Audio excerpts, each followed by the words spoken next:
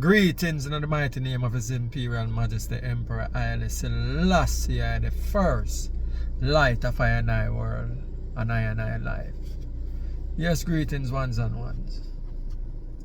As usual, when I and I enter this space, you know definitely that I and I speak through the lens of Rastafari. And the ultimate objective is about knowing.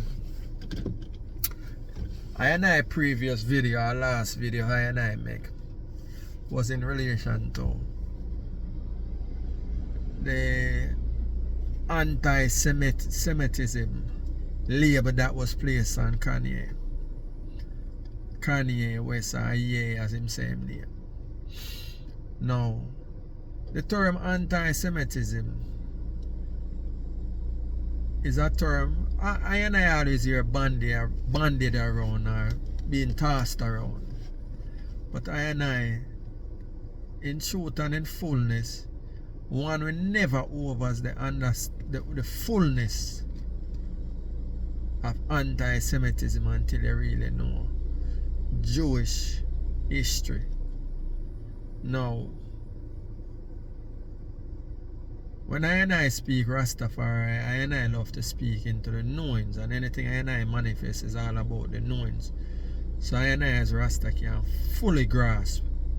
And when I and I encounter attitudes of certain people, I and I should over the fullness of where them come from and why them operate the way they do.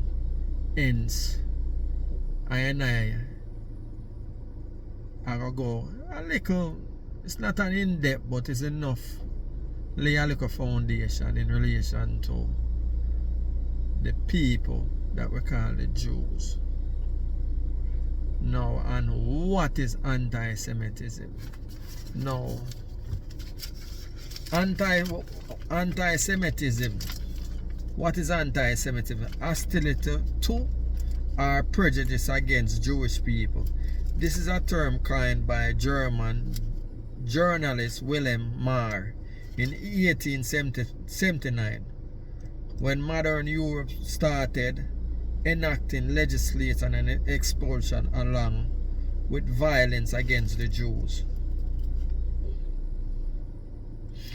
Right? To understand anti-Semitism is to first understand the history of the Jewish people, starting from a biblical perspective.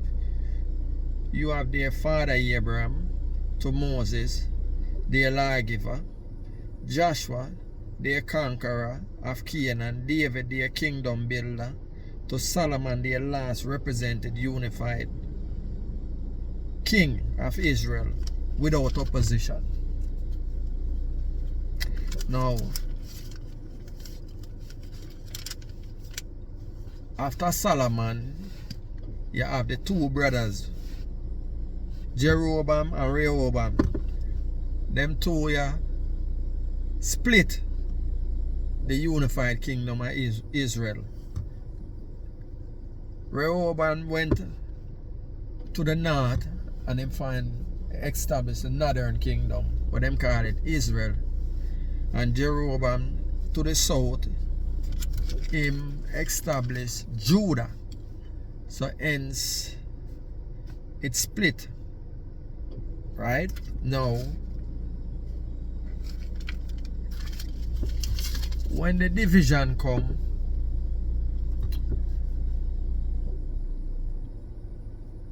the enemies of that time, I guess you can call them, if you use our language now, the superpower at the time, you have Egypt and you have the Assyrian them. And the Assyrian them come and destroy the northern kingdom. And that probably about the 721 thereabout. And after the Assyrian them destroy,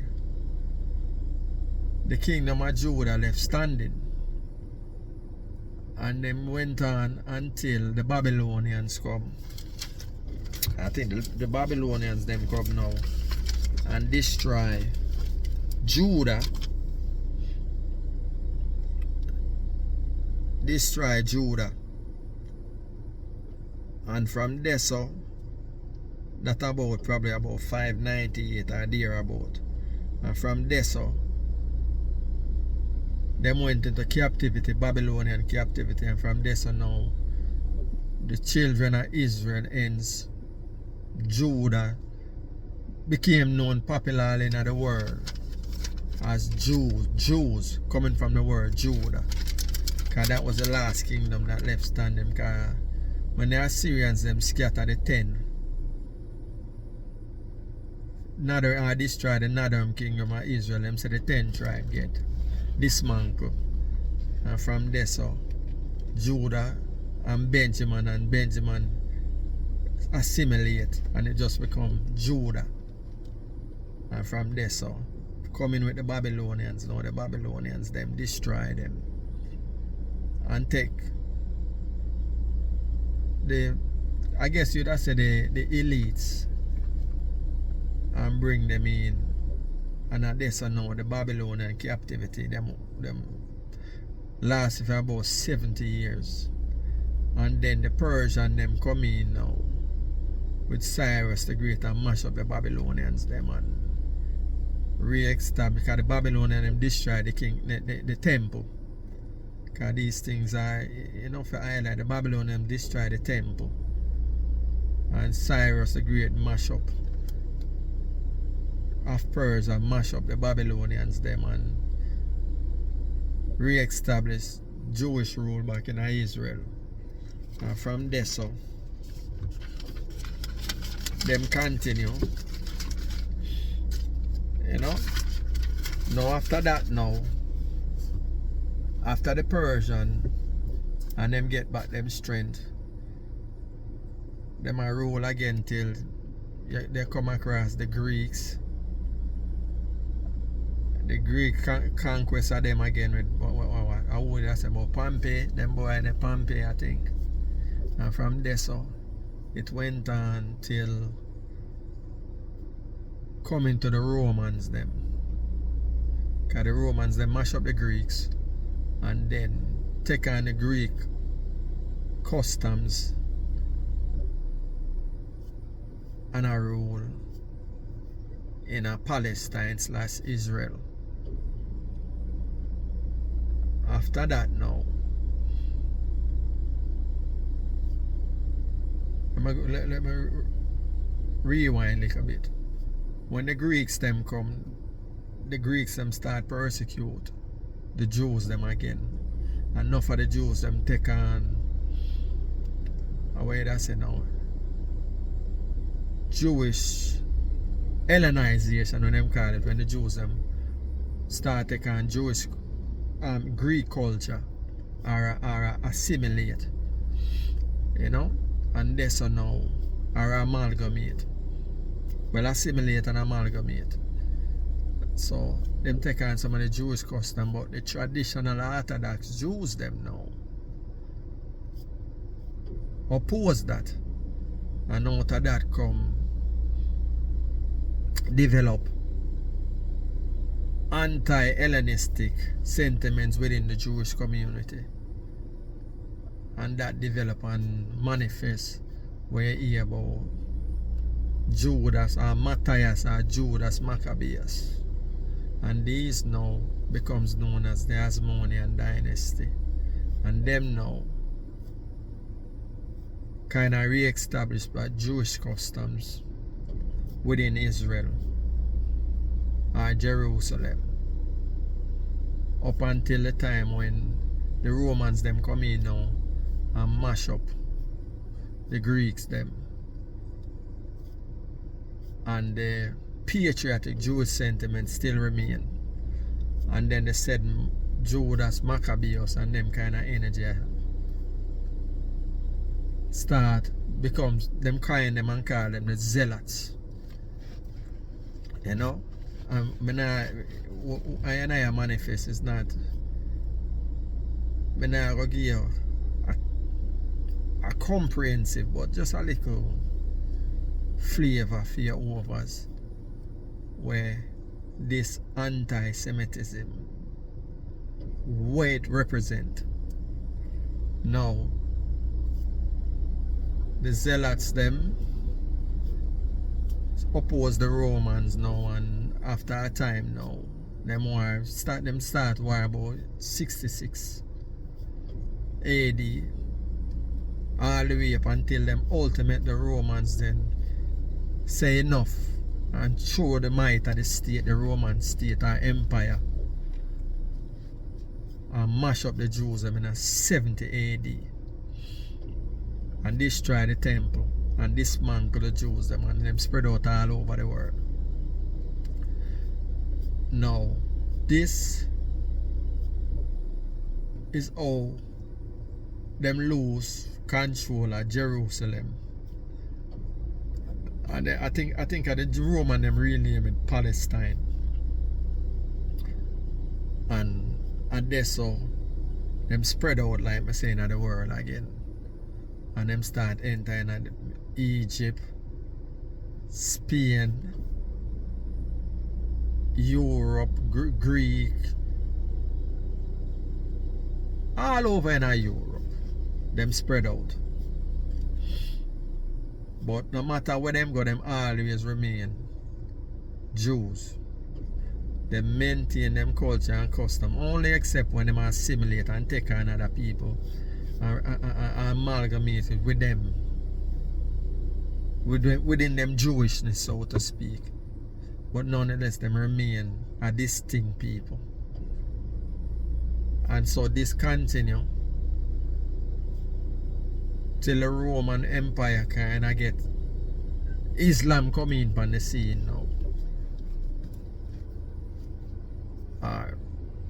Now you have to, before we go to Islam, you have to go to the Visigoths, them northern, the more recent northern people. Because as far as I'm concerned, the whole of them are northern people, from the Jews, them to the Romans, them to the Greek, them to the Persian, them, the whole of them descended from the north. But the most recent dominant force now is the Visigoths and the Vandals and all these people, and them start mash up, who wage war and dismantle the Roman Empire.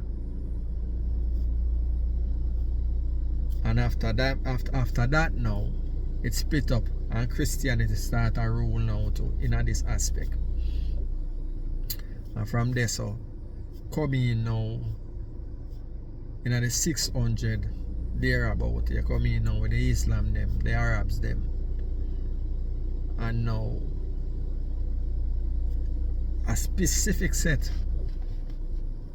a 711. In a 711 now, in a Spain, the Iberian Peninsula, Tariq Gibran, him now is a northern African black, conquer Spain, Iberian Peninsula, or Andalusia as them call it, for the Islam. And I saw now the Visigoths them who take on Christian principles now and I represent Christianity get smashed out. I think what the name? Anyway, him name not important. It's just for I and I overs. So when him come in now, the Moors them now, them call themselves, them recognize Christianity are the Jews as people of the book, meaning the Bible, meaning say the Islam, the Moors them not really a persecute the Jews like everybody else. No. The Jews them are live Egypt, Northern Africa, Iberian Peninsula, anyway Islam are rule. Them have understanding with the Jew them, so the Jew them are flourish. Then I rise up again a Christian with Ferdinand and Isabella. This now, remember I tell you from 1711, you know. So the Moors them are Islam are run Spain from 711 till 1492. 1492 come about Ferdinand and Isabella Castile and House of Castile and Aragon unite in a wedding, and them mash up Islam now, and expulsion start, and them start persecute the Jews them and take with them property and run them way, and them get rescued by the Ottoman Empire, the Turks them. And I saw now them end up back now and start spread out in where we come to know as Europe, Western and East, Central and Eastern Europe, up in how we call them, the Hungary, Poland, Russia, all of them places. But in the Christian Europe now, them label the Jews them as Christ killer, because them say them kill Jesus, so them not like Jews. So the Jews them experience persecution again everywhere them go. So it no matter how much them assimilate, it doesn't matter them status. After a time, them always end up being blamed for something and get persecuted again. So when them kill the Tsar of Russia now, Alexander, them start pressure the Jews them again, and then them have a scatter again, expulsion, and then in some parts of Europe, starting in Russia, them develop a thing named the Pogon, P-O-G-R-O-M.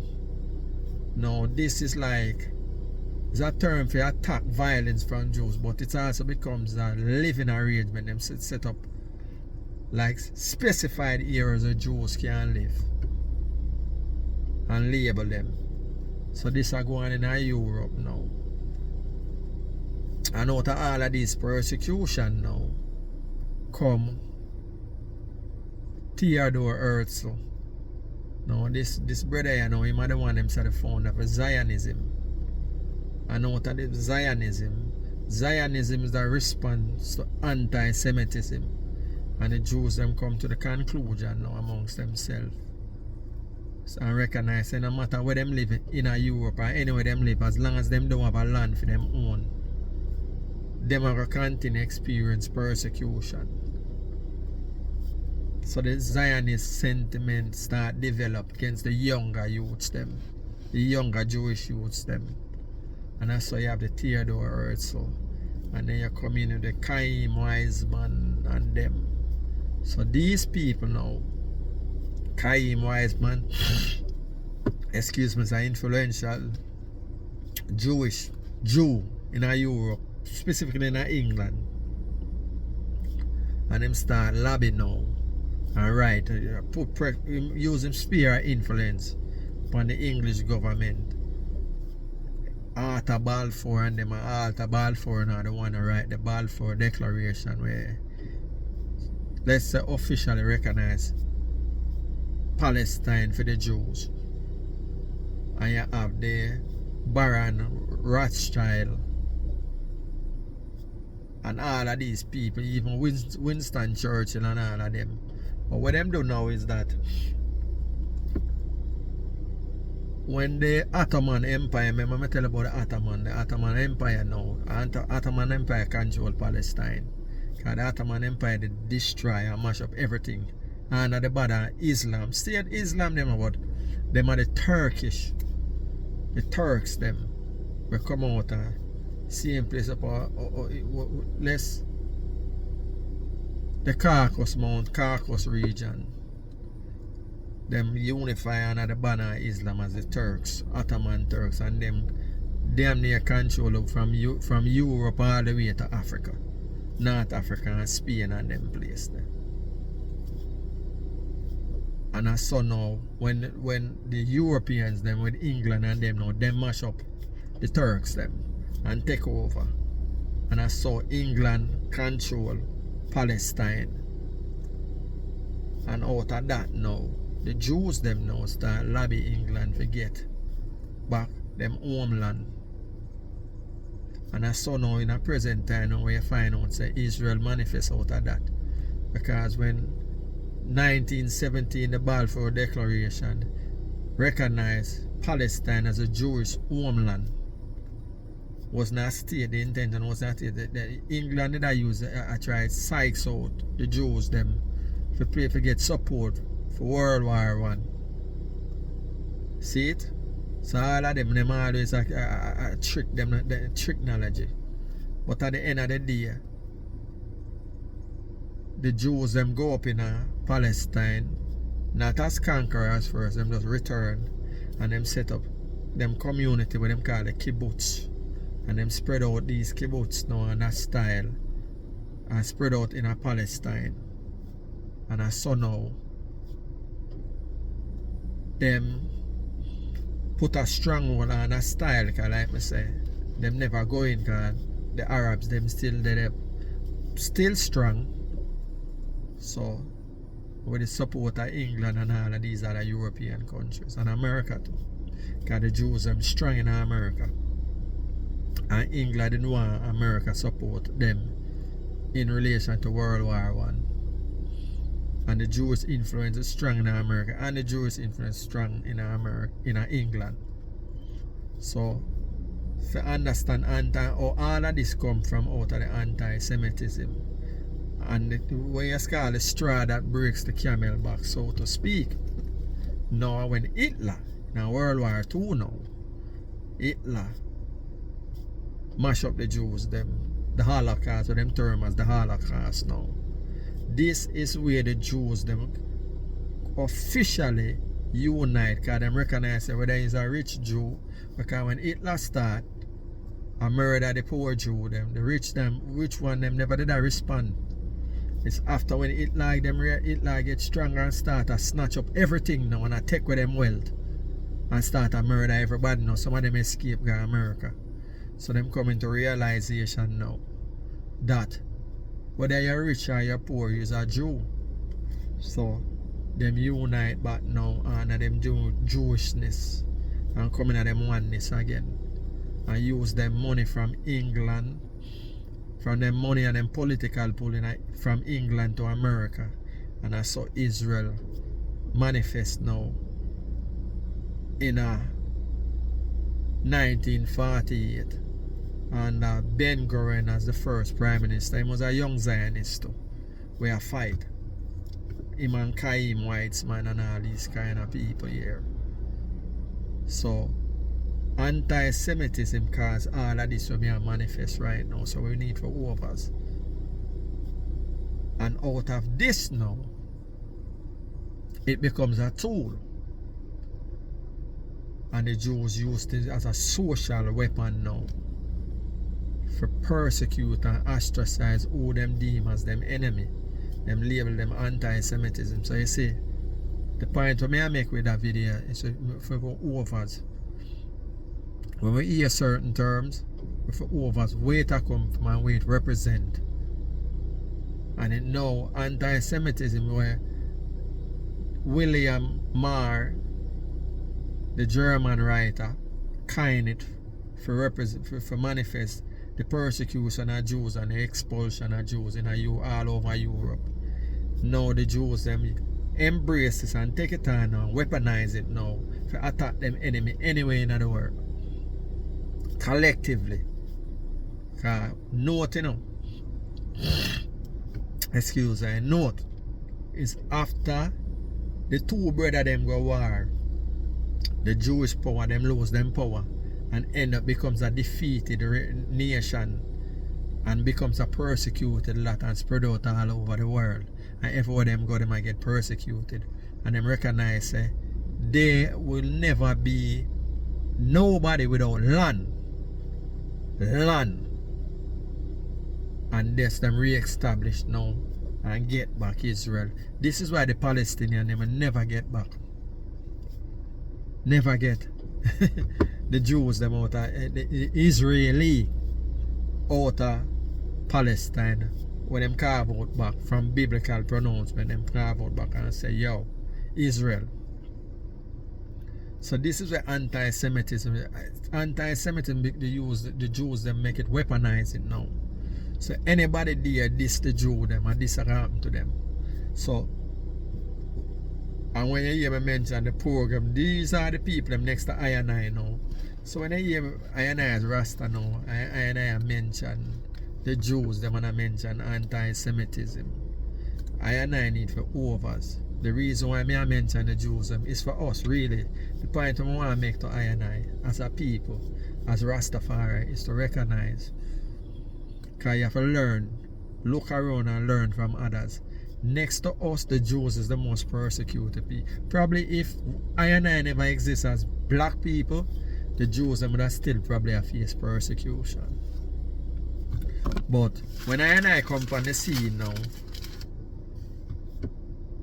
let's say we are the savior of the Jews, because them stop pay attention to the Jews now. And now the Jews now kind of assimilate under the banner of whiteness. Because them not look upon them separate and apart anymore. Even though when it comes to the wasp, the white Anglo-Saxon, are them first and everything else second. Because to them are the purest. But nonetheless, under the banner of whiteness, them all are one, and them protect and defend them one another. So this is when now the Jews elevate now in the world and become so powerful. But they are not fooled, because Hitler teach them that at the end of the day them still are Jews, so they have to protect them interests. This is why them so small but yet so powerful in the world.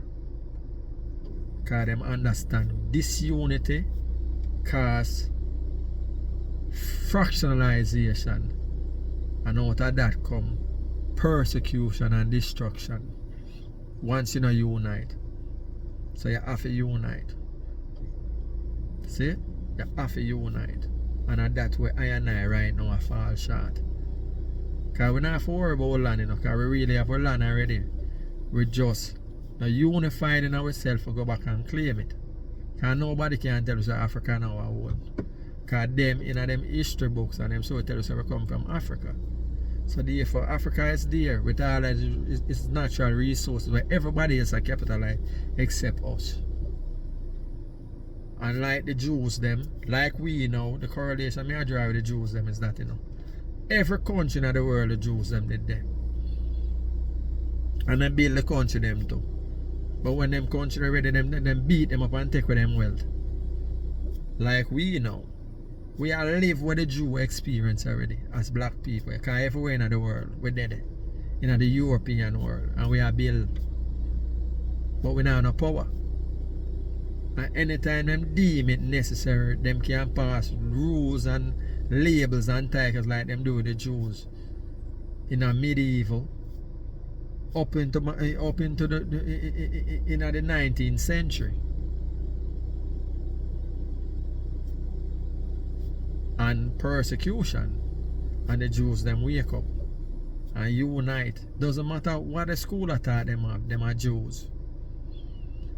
So this is what anti-Semitism represents, and we need to overs this. When we hear to bandy and them use it now, like how them use it and beat Kanye right now.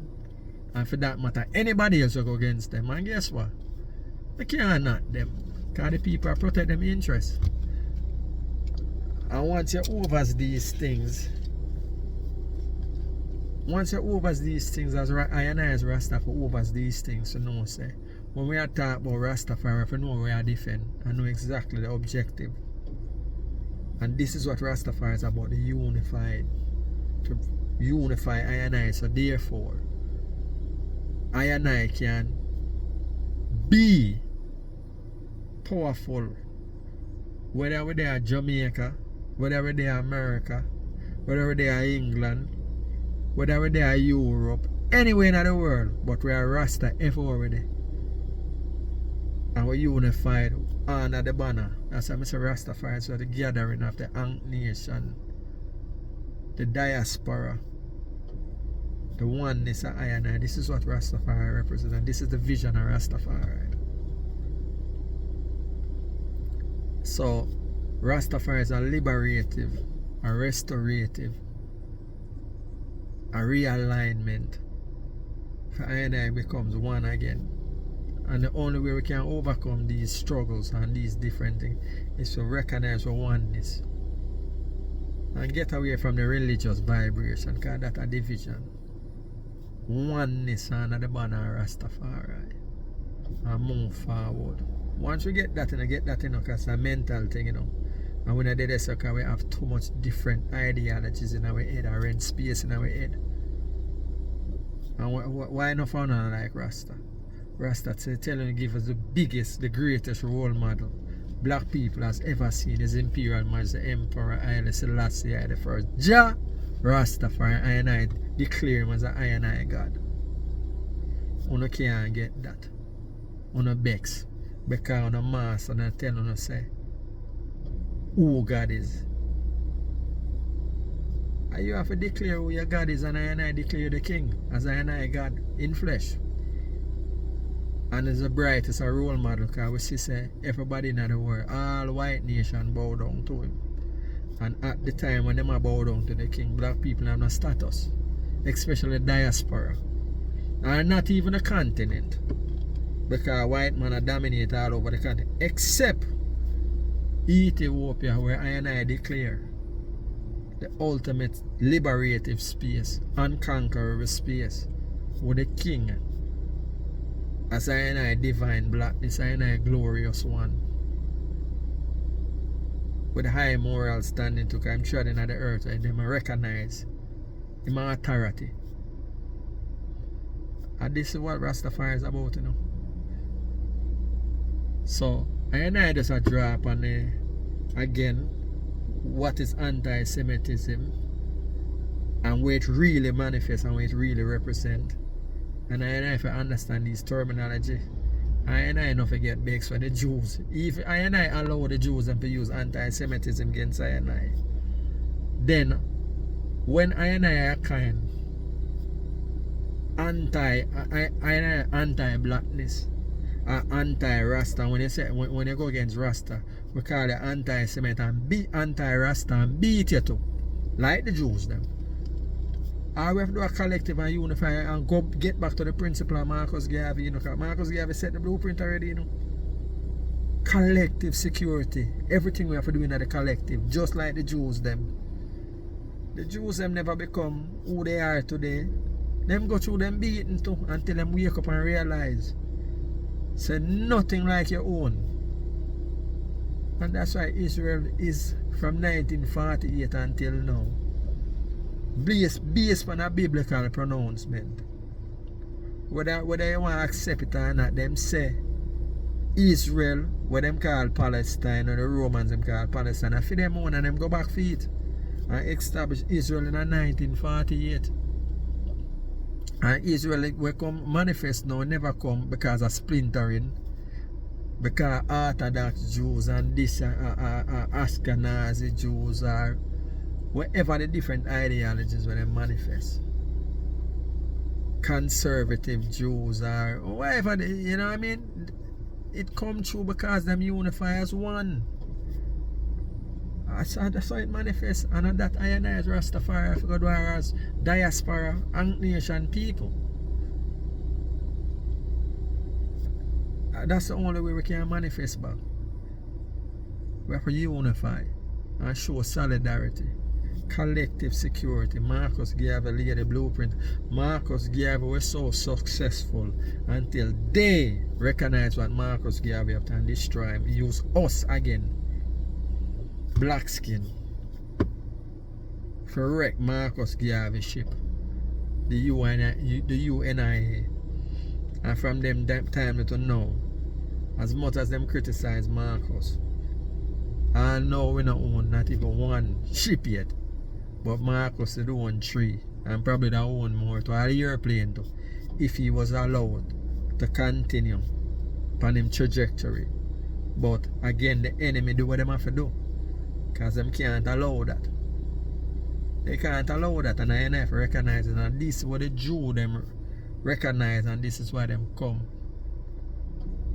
and unify amongst themselves and represent Israel and call themselves Israeli. You see? These are the things. So I and I have to take a look on the Jews them. Not because they are a great or them God chosen people. No. them go through persecution just like I and I. I and I still go through because when I and I go through, the Jews go through that already. And them learn. Just like how I and I represent in the all, remember, diaspora will come over here so-called slaves. And those who refuse to be slaves are manifest now as Rastafari. But anyway, out of zero, because we started from zero on this side of the world, in a Fidem world, the white man world, as zero. And we elevate. Look how much great individual achievers we have. Let me repeat, individual achievers, greatness that started from zero. But your individuality is nothing without the collective. And the Jews them learned that because Hitler teach them. Because yes, you did have individual Jews were rich and powerful, and them still rich and powerful in some sense too. But them used to differentiate themselves with them money from the poor one them. But Hitler never cared about that. Them a Jew. And Hitler murdered them without hesitation. So now them learn from that experience. And them recognize it no matter what them power them have, money them have, or influence, levels of influence, them not have no power. Because them not have no say so in other people's land. So now, who can chat to them now about Israel? As bad and as powerful America is, and as bad and powerful as England is, and as bad and powerful as France is, them can't get the little Jewish nation this on a chat. Israel, as it is in that current state. Them can't get them no talk, and them make sure say them set up them own military institution.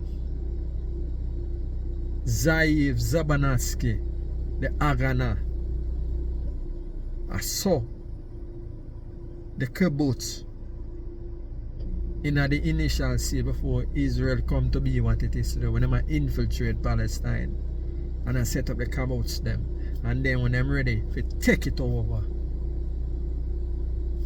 Zaiv Zabanatsky, the Aganas, will manifest now, and them now evolve into what you call the Mossad, but that was the infant defense of the Jews them within Palestine before them conquer.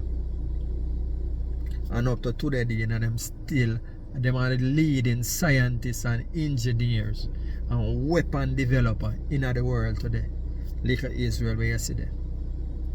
But it all come from a unified force and who understand what it takes for a nation or a people to become powerful. You can't become powerful with an individual achievement. It has to be collective. And this is a Rastafari oneness. I manifest and I represent and I present to I and I people. We don't need no other schools. I want school at that. I'm a Rastafari. And Rastafari is yours. None can take it from you. None can say them give it to you. But you have to recognize the fullness of what Rastafari I bring to the table. And we come up under the umbrella of Rastafari and move as a unified force. Because everything about Rastafari represent, in essence, the blackness. You. None can take it from you and none can say they gave it to you. So why are you afraid of Rastafari? Why are you afraid to embrace? Why are you afraid it becomes collective? And when it becomes collective, then, like how the Jews have anti-Semitism, you can have anti-blackness too. And anti-Rasta. And anything we decide to say anti-Rasta, we declare it as our enemy. And we get rid of it. And anyone for that matter. But you can't do that unless you become socially, politically, and economically united. Collective for surety, collective security. And that Marcus Garvey have to tell we. That is the blueprint, and all of these things observe and ban Rastafari. But what's what? We are farm fool ourselves now. We are get too religious. We have to get back to the foundation of Rastafari, which is a liberative struggle. a redemptive school of thought, a restorative school of thought, a realignment to I and I anciency, I and I greatness. That is why I and I say Ethiopia. Because above all the other great African nations, and most of them got destroyed, Ethiopia remain indomitable, and that is that indomitable spirit that is Rastafari. Yes. So until such time, hail the King, His Imperial Majesty, Emperor Haile Selassie the First, Jah Rastafari, and know that it is yours, and no one can take it from you, and no one can say they give it to you. It come from out of your desire to declare your divineness and see your God in your image and likeness. Rastafari is a practical reality. We're not upon a spookism. But now is the time for I and I to become practical about Rastafari. And putting the thing, the King gave us an instruction, and he said, organize and centralize.